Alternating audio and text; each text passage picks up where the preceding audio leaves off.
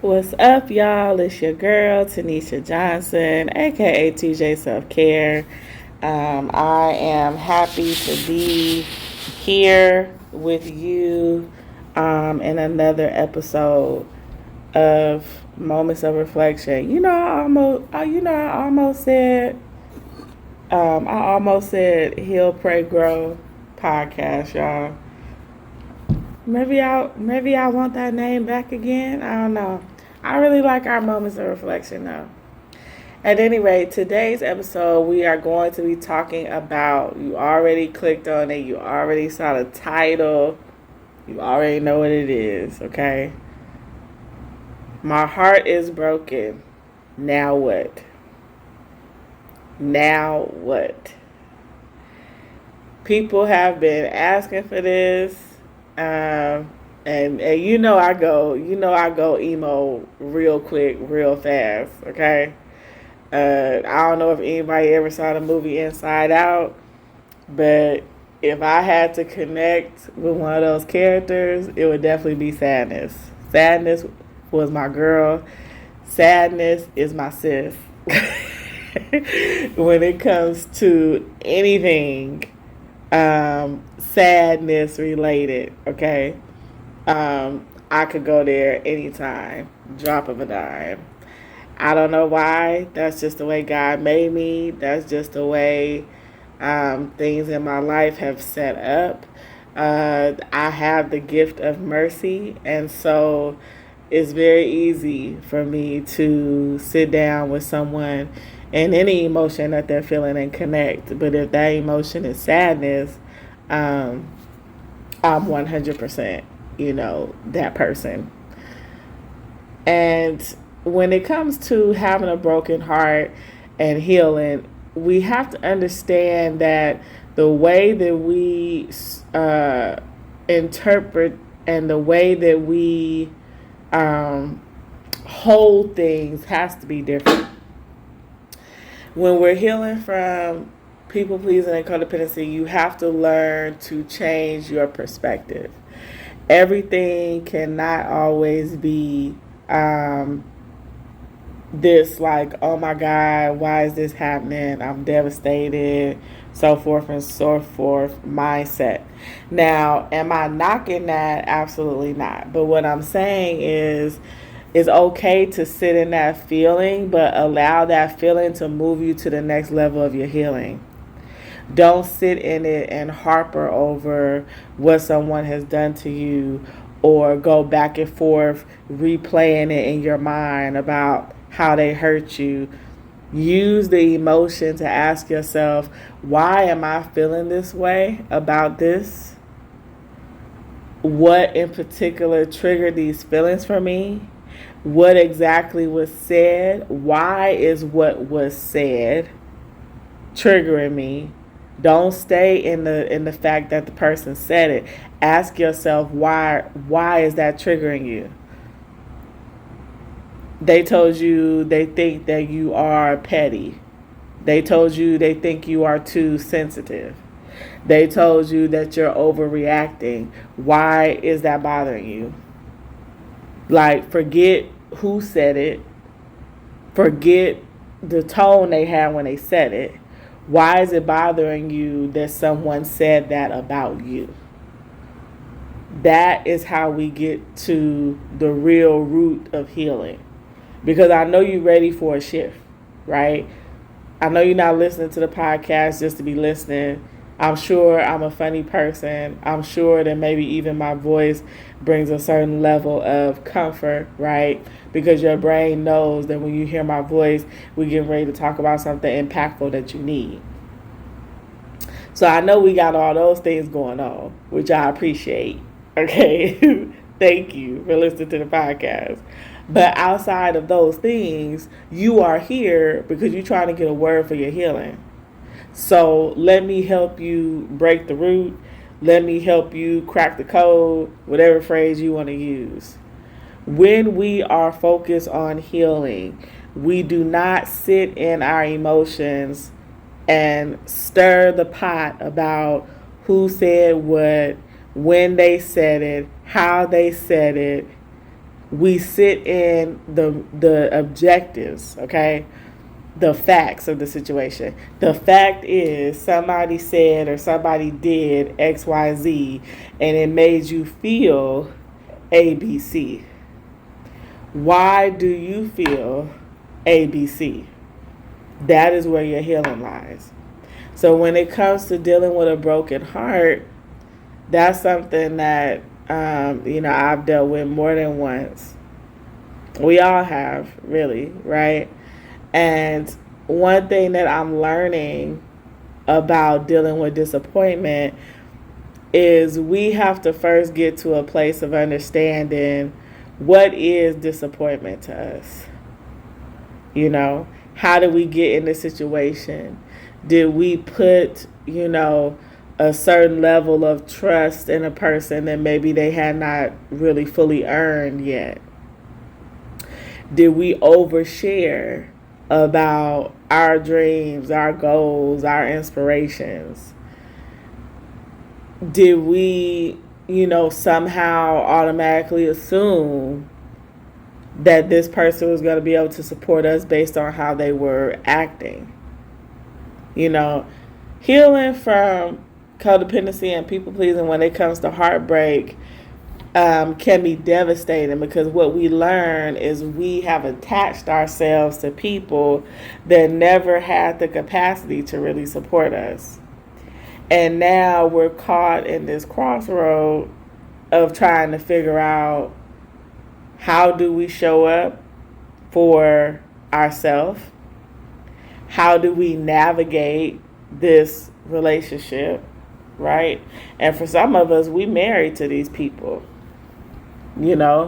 or we've been friends with these people for 10, 20, 30 years, or whatever the dynamic is. You have a dynamic about this situation where you feel locked in, right? It's like you locked in. If you married to this person, you locked in. If you been in this relationship for, 4, 5, 10 years, you locked in, right? Potentially, right? Depending on how you look at it. If you've been friends with this person for 5, 10 years, 20 years, and you want them to be in your life, you locked in. So when we get to that space of feeling like, okay, yes, I know I want this person in my life, we also have to recognize and examine, how is the relationship now going to shift, right? They've done this thing, they've broken your heart, but you know that you want them in your life. So how are things going to shift? What is the plan that you have, right? What's the strategy that you have to be in relation with this person, to connect? If somebody is consistently overcrossing your boundaries, one initial response you could have is to cut the person off, okay? Cut them off. But in that process of cutting them off, my question to you is, are there other things that value you about this relationship? Are there other things that you enjoy about this person? Now, if the good outweighs the bad, then it's like, do we really want to throw away the baby with the water? Or do we want to try to find a way to have solutions, right? Because this is how we conquer the feeling of a broken heart. This is how we conquer the disappointment. We speak up. I want you in 2024 to operate like the grown 20, 30, 40, 50, 60-year-old adult you are. Okay? Have these conversations. Stop avoiding people. Stop shutting people out. Stop blocking people on social media. Stop blocking people in your phone. Stop. I really want you to stop. I want you to understand that all these tools that you're using, even some that I did not name, they are not going to help you elevate to a level of peace, self-love, compassion, and grace that you want to be living in. I know you want to be free, right? You want to be free from attachments that no longer serve you. You want to be free from mindsets. You want to be free from behavior patterns that are no longer serving you, right? It's like you want to feel loved, valued by those that you love and value. I know you. Okay? I did told you that me and you got a relationship.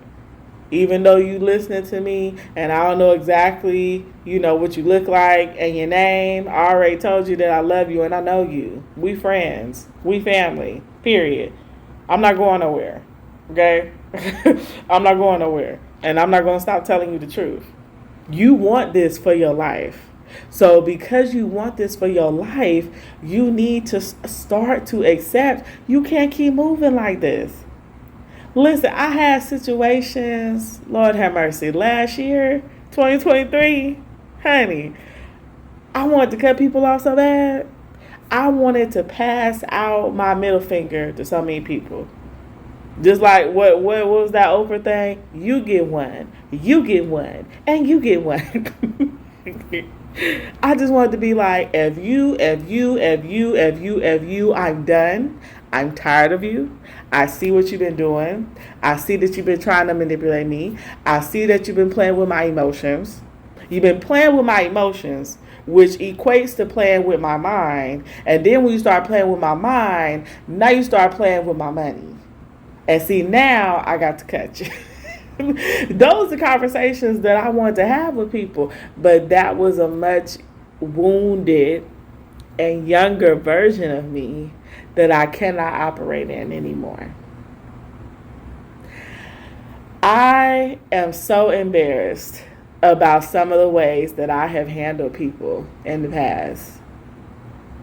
And when I say past, sadly, I'm only talking about 4 or 5 years ago. I just grew up. It took my daddy dying when I was 35 for me to put my big girl panties on and say, life is short and I don't want to live this way. And yeah, I'm going to therapy. Yeah, I'm trying to change. But I got to do some soul digging to really figure out why I operate like this. Why do I not say anything for long periods of time? And then when somebody do one thing, I'm just ready to dive in on them and cut them off. And when I say cut them off, I literally have to go to the extreme. Blocking them on social media. I ain't never blocked nobody on my phone, but I block people on social media, delete their phone number, delete every single picture I have of them in my phone, delete all the pictures of them I have on my social media.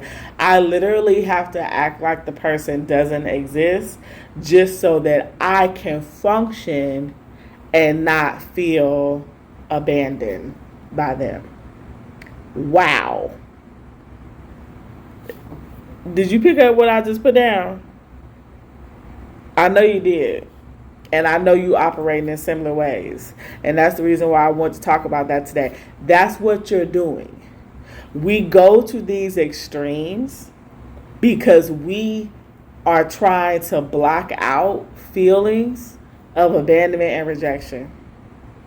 Versus just being able to say, wow, what this person said or did hurt. It stings. It doesn't feel good. But I'm going to get through it. I'm going to be okay. I'm not ready to talk to them. But I'm not going to block their number. If they message me, I'm open. Right? Like, that, none of that crosses our mind. And it can't to a certain extent because we are working from a wounded place. And that wounded place is only God knows how old. Some of us are 5, 10, 15. I know for a long time, emotionally, like when stuff happened to me out here, I was like probably, 6, 7 years old. I had no boundaries. I had hands, or the arms, I should say. Well, hey, sometimes hands if it was a man. Okay, how you doing? But I had arms open for everybody. Everybody was my friend. Didn't take much. The person that's smiling at me, I'm smiling back, and I'm just eager to get to know them, to spend time with them, to love on them, to feel supported. And then I'm out here, we're friends to the end. La, la, la. That was me. And then as time progressed, and I really saw the level of emotional maturity. I saw the level of foolishness. I saw all the things that these people or this person was doing that didn't match me, that didn't match my energy. Then I tried to spend time trying to fix them. Like, oh, you do this, this, this. So I got to try to help you through this so you can think like me. I got to try to support you through this so you get the tools that I have acquired from my life to deal with situations. I have to get your view like my view so that you don't leave, because now I've invested time in this relationship and I need you, or I think I need you. That's how codependency works. We don't know who we are. We don't know who we need. We attach to these people. Some of us struggle with low self-esteem, low self-worth, right? We don't understand our value in the relationships. So we attach to pretty much anybody that's nice to us, that's kind to us. Then we get inside of the relationship. We get to know the person. When we see that the person's way of thinking or moving doesn't align with us, the codependency kicks in. And now you're trying to change the person. Now you're trying to be involved in everything for them. Now you're trying to do things for them. Now we are enabling, like, you get what I'm saying? It becomes a whole situation where before you know it, you don't have your own life. You are now just living to keep track of this person. Sound familiar? I'm sure it does. And all this that y'all doing out here, I had a client the other day, she got a tracker on her boyfriend card. Listen, please stop doing that. If you don't trust your partner, you don't need to be with this person. Trackers on the cars, all this other stuff, that people be doing. I'm not judging it. I just want you to look at it. When we start thinking about healthy relationships, healthy communication, trust is a number one factor. If you don't trust your friend, your spouse, your significant other, your older child, whoever the person is, if you don't trust this person, then what are we doing? You need to first have a conversation about how you're going to build trust. And you do not build trust by putting trackers on people. Okay? You build trust by trusting, that person is going to do the necessary things that you asked, that you stated that you needed to change. And we watch for behavior shifts. Putting a tracker on your partner's car or telling them they got to keep their location on, because I know y'all be doing that too.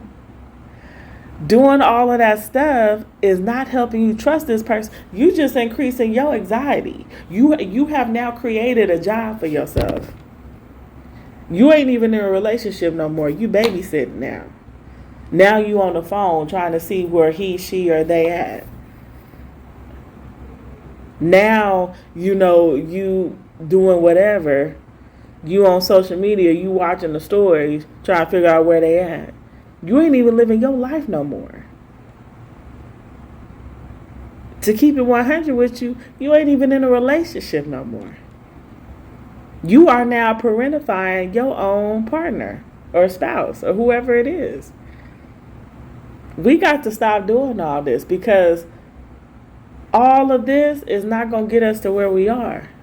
When we are trying to cope with a broken heart, we have to sit down and ask ourselves, how did I get to this place? How did this person get in? And not from like a barrier standard, like really asking yourself, how did this person get into my life? What was going on in my life at the time where I felt like I could trust this person? Was I going through something? What did I need? Many times when we are at certain points of our healing journey where we are exhausted or depleted, or maybe we doing a little bit of regression, or maybe we have just paused because we're tired of doing the work, we're tired of setting boundaries, we're tired of advocating for ourselves, we're tired of being the bigger person, whatever it is, we have a tendency to allow time to cause us to believe that we're not doing anything. We don't see any growth within a certain amount of time, so we're not doing anything. Some of us conclude that we need another person. We go back to limiting our own worth. And we say, well, you know what, I'm done healing, I've done all I can. It's time for me to be in a relationship. Why? What do you have to give to the relationship? You want to spend your life with somebody, but ask yourself these questions first.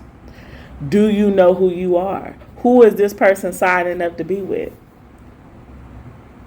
Do you have the ability to support somebody? Are you supportive? Do you acknowledge other people's feelings? When you see the root of who this person is, not the fluff, when you see the root of who they are, do you have the ability to stay there and be committed? Do you have the ability to love that person? You see him when he all glammed up, you know, he lined up, got the beard lined up, the mustache lined up, you know, the fade is fading, the dreads is locking, right? The hair is flowing, whatever you like. You see this person when they smelling good, they looking good, right? You see her when she got on her good clothes, her nice hair, everything did up. And you fall in love with that. But that's not who that person is. Can you love the real person?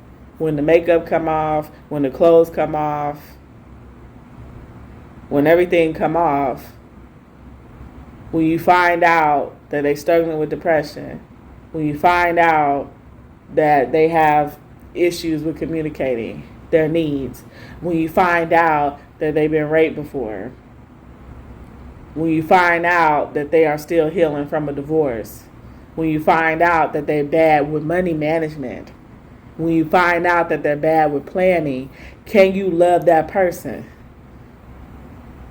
Are you ready to actually give in a relationship? If you can't answer yes to all those questions, it ain't time for you to be in a relationship. Because let me tell you, what's going to happen is you're going to get out here and you're going to start dating and you're going to lose yourself because you still don't know who you are. You don't know who you like. When I was out here dating before I was healing, it was just about somebody wanting to be with me. I didn't have no preferences. I was just like that little scene on Coming to America. What do you like to do? Whatever you like to do. What do you like to eat? Whatever you like to eat. I would say stuff like, I just want to be with you. I don't care what we eat. I don't care where we go. Now, some of that is still valid because I'm just that kind of girl. Like, but now I can add to it. I enjoy quality time. What I need from my partner is a listening ear. I need physical touch. I need you to listen to what I'm saying and give me feedback, even if the feedback is, Tanisha, I think you tripping and you really need to try these nachos because these nachos are amazing. And he put one in my mouth. That's love language. Oh my God. You stopping me from overthinking and you feeding me at the same time. I love you. Let's get married tomorrow. Right? But I didn't know that before. So I would go out with these guys and my needs are not being met. For me, I don't care where we go to eat. You go somewhere that you like to. I'm a foodie. You go somewhere where you know you like to eat. Because what I'm going to be looking at from the dinner table is not food. I'm looking for your hand to be on my thigh. I'm looking for you to be listening to me. I'm looking to you to be smiling and giggling with me. When I eat something and I got stains on my face, I'm looking for you to take your hand and wipe it off. I'm in heaven. We could be eating soup. If a man is doing that, I'm in love. Because that's my love language. But that's who I am, right? Like, you may be specific about you want to eat this, you want to go there. That's cool, right? But the goal is we know our needs before we get out here and we just not entertaining people to be entertaining people, because that is how we end up in codependent relationships. Because guess what? Now when you going out with this person, you ain't really sharing that much. You listening. Now you becoming the coach, you becoming the therapist, you becoming the social worker, you becoming the case manager. We're not dating clients. Like, that's not what we do. Maybe that is your field, but that ain't what you are when you with your person. That is not what you are when you with your friends. You are who you are, and you should be able to share and speak and everything else. You shouldn't feel like you walking on eggshells, and that's the reason why we get in these dynamics with people and we get our heart broken, because we're giving our time, we're giving our energy to people that we ain't really mapped out yet about whether or not they earn it. They deserve it. We still don't know. The case is still out. We still don't know.